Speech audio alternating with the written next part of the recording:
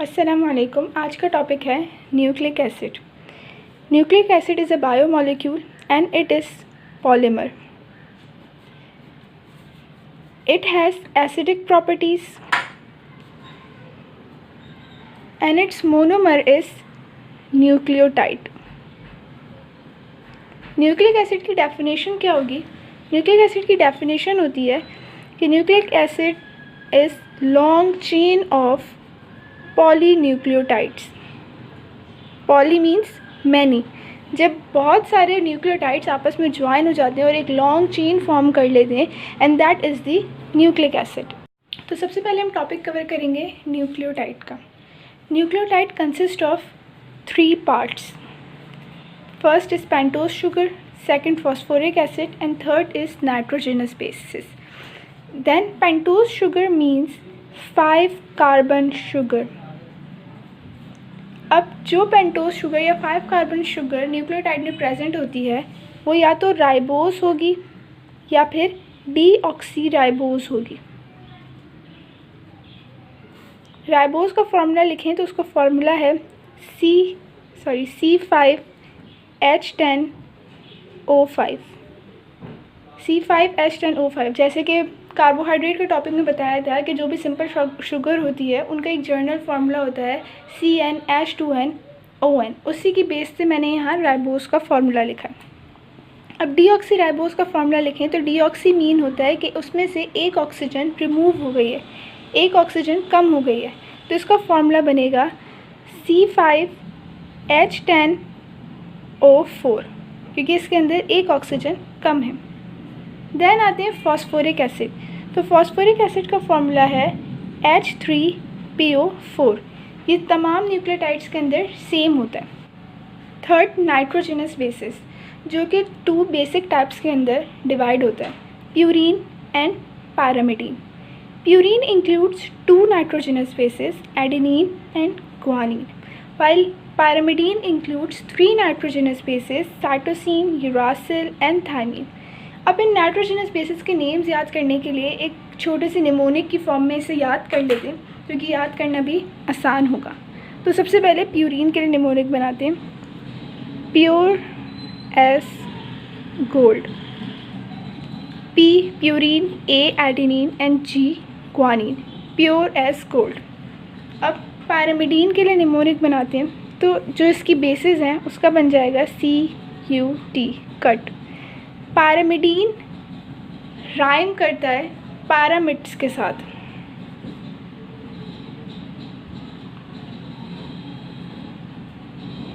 तो इसीलिए हम इसका निमोनिक बना देंगे कट द पैरामिड. अब यहाँ मैंने न्यूक्लियोटाइड का स्ट्रक्चर ड्रॉ करा है. ये है pentose sugar means 5 carbon sugar. ये है nitrogenous base and this is the phosphoric acid. जब न्यूक्लियोटाइड की फॉर्मेशन होती है तो उसके 2 स्टेप्स हैं. स्टेप 1 में फॉर्मेशन होती है न्यूक्लियोसाइड की. स्टेप 1 के अंदर पेंटोज शुगर के फर्स्ट कार्बन पे नाइट्रोजनस बेस आके अटैच होती है. मीन्स पेंटोज शुगर और नाइट्रोजनस बेस जब आपस में अटैच हो जाएंगी तो हम उस प्रोडक्ट को कहेंगे nucleoside. Nucleoside means pentose sugar plus nitrogenous base. Then step 2 start होता है और स्टेप 2 में फॉर्मेशन होती है न्यूक्लियोटाइड की. मीन्स जब न्यूक्लियोसाइड फॉर्म हो गया यानी कि पेंटोज शुगर अटैच हो गई नाइट्रोजनस बेस से और एक न्यूक्लियोसाइड फॉर्म हो गया, फिर पेंटोज शुगर के 5th कार्बन पे अटैच होगा फॉस्फोरिक एसिड. जब फॉस्फोरिक एसिड 5th कार्बन पे अटैच हो जाएगा तो ये कन्वर्ट हो जाएगा न्यूक्लियोटाइड में. Nucleotide means nucleoside plus phosphoric acid. अब एक पॉइंट यहाँ पे याद रखना है कि नाइट्रोजनस बेस हमेशा पेंटोज शुगर के फर्स्ट कार्बन पे अटैच होगी और फॉस्फोरिक एसिड हमेशा पेंटोस शुगर के 5th कार्बन पे अटैच होता है। अब बॉन्ड्स की बात करते हैं। पेंटोस शुगर और नाइट्रोजनस बेस के बीच में जो ये बॉन्ड होगा, इस बॉन्ड को हम कहेंगे glycosidic bond.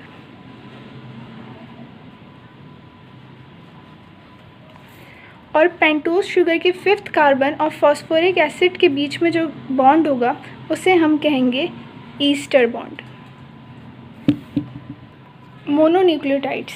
Mono means one, means single nucleotide. Generally mononucleotide polynucleotide की फॉर्मेशन में हेल्प करते हैं, लेकिन एज अ मोनोन्यूक्लियोटाइड और डाइन्यूक्लियोटाइड भी ये सेल्स में प्रेजेंट होते हैं। अब ये 2 स्टेट में प्रेजेंट हो सकते हैं, या तो ये as a free state present होंगे या फिर किसी मॉलिक्यूल का पार्ट होंगे। दोनों स्टेट्स में ये प्रेजेंट हो सकते हैं। मोनोन्यूक्लियोटाइड की सबसे बेस्ट एग्जाम्पल है ATP, means adenosine triphosphate. ATP एक अनस्टेबल मॉलिक्यूल है that carry energy from place to place.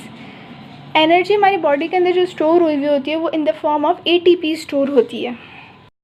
ATP stands for adenosine triphosphate. ATP के अंदर 3 फॉस्फेट मॉलिक्यूल्स अटैच होते हैं। What is adenosine? Adenine plus ribose sugar. Adenine और ribose sugar को हम collectively क्या कहते हैं? एडिनोसिन, जिसके साथ 3 फॉस्फेट मॉलिक्यूल्स अटैच होते हैं। अब इस डायग्राम के थ्रू हम समझेंगे कि ATP किस तरह एनर्जी रिलीज़ करता है। तो सबसे ऊपर जो डायग्राम बनी हुई है ये है ATP, ये पेंटोस शुगर और राइबोस शुगर, ये एडेनिन यानी कि नाइट्रोजनस बेस और 3 फॉस्फेट मॉलिक्यूल। अब यहाँ पे जो 3rd फॉस्फेट मॉलिक्यूल है इसकी जो बॉन्डिंग है ये अनस्टेबल बॉन्ड है। जब ये बॉन्ड ब्रेक होता है तो यहाँ से एनर्जी रिलीज़ होती है। कितनी एनर्जी रिलीज़ होती है? 7.3 किलो कैलोरीज। कितनी एनर्जी रिलीज़ होती है? 7.3 किलो कैलोरीज। जब ये बॉन्ड ब्रेक होगा तो एनर्जी रिलीज़ होगी। बॉन्ड ब्रेक होगा और फॉस्फेट अलग हो जाएगा तो ATP कन्वर्ट हो जाएगा ADP में। ADP mean adenosine diphosphate. Di means 2, जैसे कि इस डायग्राम में दिख रहा है कि यहाँ पे 2 फॉस्फेट मॉलिक्यूल्स अटैच हैं इस राइबोस शुगर से। तो जब भी ATP एनर्जी रिलीज़ करेगा तो वो कन्वर्ट हो जाएगा ADP में। अच्छा, अब ये जो प्रोसेस है ये रिवर्सिबल प्रोसेस है, यानी कि ATP कन्वर्ट होता है ADP में और देन अगेन ADP कन्वर्ट हो जाता है ATP में। जैसे कि प्लांट्स के अंदर फोटोसिंथेसिस होती है, उस प्रोसेस के ड्यूरिंग लाइट एनर्जी को हम एब्जॉर्ब करके उसे केमिकल एनर्जी में कन्वर्ट करते हैं, तो उस ड्यूरिंग ATPs कन्वर्ट हो जाते हैं ATP में और ये साइकिल चलती रहती है। जो भी एनर्जी ATPs प्रोड्यूस करते हैं वो एनर्जी बॉडी के डिफरेंट रिएक्शंस के अंदर यूटिलाइज हो जाती है। फॉर एग्जांपल बॉडी के अंदर mechanical energy for cyclosis, lipid and protein production, उन सब के अंदर ये एनर्जी यूटिलाइज हो जाती है। न्यूक्लिक एसिड और पॉलीन्यूक्लियोटाइड। ह्यूमन बॉडी या किसी भी लिविंग बॉडी के अंदर जितनी भी जेनेटिक इन्फॉर्मेशन होती है वो सारी कोडेड होती है पॉलीन्यूक्लियोटाइड की फॉर्म में। न्यूक्लियोटाइड्स और नाइट्रोजनस बेसिस पर्टिकुलर फैशन के अंदर अरेंज होती हैं और अपने अंदर जितनी भी जेनेटिक इन्फॉर्मेशन होती है उसको स्टोर कर लेते हैं। अब न्यूक्लिक एसिड और पॉलीन्यूक्लियोटाइड की 2 एग्जांपल्स हैं, DNA एंड RNA। DNA और RNA दोनों का बेसिक स्ट्रक्चर सिमिलर होता है क्योंकि दोनों ही पॉलीन्यूक्लियोटाइड हैं, लेकिन इन दोनों में कुछ माइनर डिफरेंसेस होते हैं जिन्हें हम अभी यहाँ देखेंगे। DNA में जो पेंटोस शुगर प्रेजेंट होती है वो होती है डीऑक्सीराइबोस और RNA में जो पेंटोस शुगर प्रेजेंट होती है वो होती है ribose.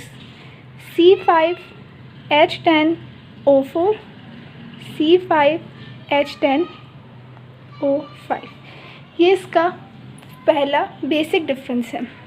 DNA means deoxyribose nucleic acid, RNA means ribose nucleic acid। इसी बेस पे, इसी डिफरेंस की बेस पे इन दोनों के नाम रखे गए। अब सेकंड डिफरेंस है नाइट्रोजनस बेसिस का। तो जो नाइट्रोजनस बेसिस DNA में प्रेजेंट होती हैं वो कौन कौन है? Adenine, guanine, cytosine and thymine. यही सिमिलर बेसिस RNA में प्रेजेंट होती हैं, बट थाइमीन की जगह क्या आ जाता है? यूरासिल। अदरवाइज एडिनिन, गुआनिन और साइटोसिन सेम रहेंगे, सिर्फ थाइमीन की जगह क्या आ जाएगा? यूरासिल आ जाएगा। ठीक है, अब इसका स्ट्रक्चर देखते हैं। तो जो DNA का स्ट्रक्चर होता है वो होता है डबल हेलिकल स्ट्रक्चर। कैसा होता है? डबल हेलिकल, मीन्स इस तरह। बट RNA का स्ट्रक्चर सिंगल स्ट्रैंडेड होता है, डबल स्ट्रैंडेड हेलिकल स्ट्रक्चर, लेकिन RNA का स्ट्रक्चर सिंगल स्ट्रैंडेड होता है। ओके, अब इसके बाद DNA सिर्फ एक ही काइंड का होता है, इसकी मज़ीद काइंड्स या टाइप्स नहीं होती, लेकिन RNA की फर्दर 3 टाइप्स होती हैं। तो सबसे पहले आता है mRNA, then rRNA, then tRNA। अब M का क्या मतलब है? Messenger, messenger RNA। R का क्या मतलब है? राइबोसोमल। एंड T का क्या मतलब है? ट्रांसफ़र। ठीक, अब फिफ्थ डिफरेंस क्या है कि DNA सिर्फ न्यूक्लियस के अंदर प्रेजेंट होता है, लेकिन RNA कहाँ प्रेजेंट होता है?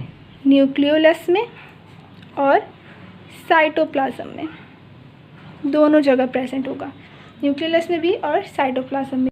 अब ये देखते हैं कि DNA और RNA फंक्शन कैसे कर रहे हैं। तो न्यूक्लियस में क्या प्रेजेंट होगा? DNA प्रेजेंट होगा।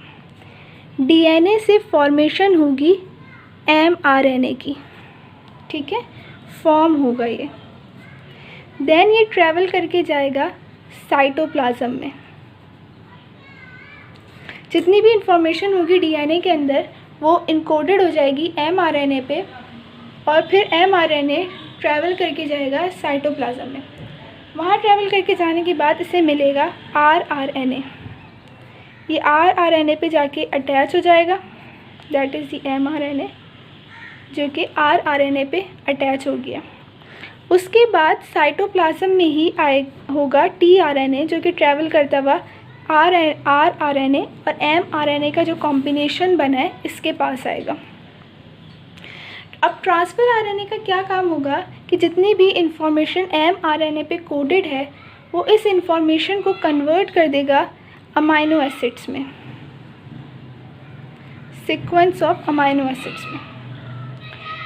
DNA ने फॉर्म करा mRNA के अंदर जितनी भी इंफॉर्मेशन थी DNA की वो सब उसके अंदर सेव हो गई। फिर वो ट्रैवल करता हुआ गया साइटोप्लाज्म में। साइटोप्लाज्म में जाने के बाद mRNA कनेक्ट हो गया या अटैच हो गया जाके rRNA पे। rRNA एक प्लेटफॉर्म की तरह काम करेगा जहाँ पे आके mRNA अटैच हो जाएगा। फिर वहाँ ट्रैवल करके आएगा tRNA यानी कि ट्रांसफ़र RNA। उसका काम क्या होगा कि जितनी भी इंफॉर्मेशन mRNA पे कोडेड है वो उस इंफॉर्मेशन को ट्रांसलेट कर दे अमाइनो एसिड्स की फॉर्म में, अमाइनो एसिड्स की सीक्वेंस बना ले। जब large amount of amino acid आपस में कनेक्टेड हो जाएंगे तो वो क्या फॉर्म कर लेंगे? प्रोटीन फॉर्म कर लेंगे। जब DNA से mRNA फॉर्म हुआ है तो इस स्टेप को हम क्या कहते हैं? ट्रांसक्रिप्शन। यानी कि DNA की सारी इंफॉर्मेशन mRNA पे ट्रांसक्रिप्ट हो गई है।